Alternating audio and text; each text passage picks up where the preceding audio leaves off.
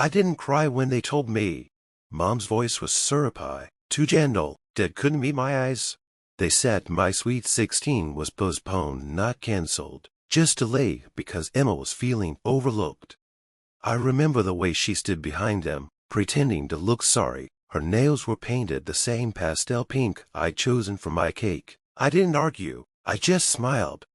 That was the night I stopped being their daughter and started being my own person. Emma had always been the golden one, louder, brighter, softer. If I scored a 90, she scored a 95. If I sang a solo, she accidentally hit the higher note. Our parents said comparison was toxic. Then they'd compare us over dinner. I grew quiet, she grew adored. By the time I turned 16, I thought maybe, just maybe, they'd see me. I'd saved up from tutoring kids, planned the decorations myself, even made a playlist that included Emma's favorite songs. But the night before the party, she cried, said she felt left out, said no one noticed her anymore. And just like that, my party became her therapy session. They told me to be understanding. I was. It's strange how betrayal doesn't explode. It seeps in, slow, cold, efficient.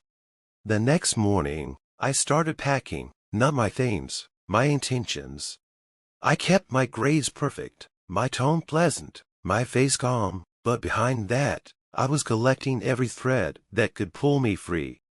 I applied for scholarships in secret, started a YouTube channel under a fake name, sharing tutorials, nothing special, makeup, DIY crafts, simple things. But I understood algorithms better than they thought I did. Within 6 months, I had sponsors. Within a year, I had a following. By 18, I had leverage. I graduated early. They thought I'd stay for college nearby. I didn't.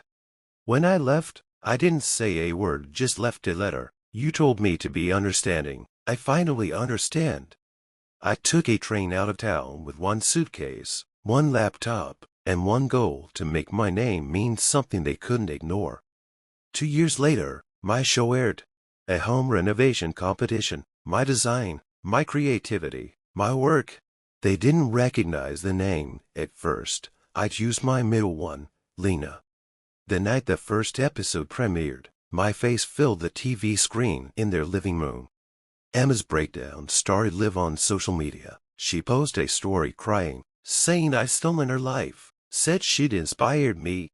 People dug deeper. They found her old posts mocking my art, her comments about my boring hobbies, her snide remarks. The internet doesn't forgive cruelty, it archives it. The comments section burned her reputation to ash. Sponsors dropped her. Her followers turned. Mom called first. Her voice trembled, that same syrupy tone from years ago. Sweetheart, can we talk? She's struggling. She says, you. I cut her off. I'm busy filming, Mom, but tell Emma I'm proud of her. She finally made people notice her. Click.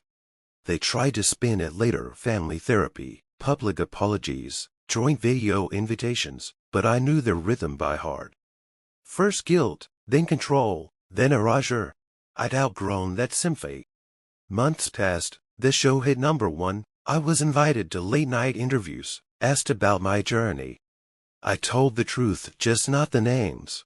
I said once on live TV, silence isn't weakness, it's strategy. The host laughed, the audience clapped. But somewhere, I knew my parents were watching. When Emma checked herself into a private clinic for stress, the tabloids came for me, a strange sister of rising star. Jealousy turned to fame. I didn't respond. I didn't need to. Her meltdown wasn't my doing. It was her reflection. I just gave her a mirror big enough for the world to see.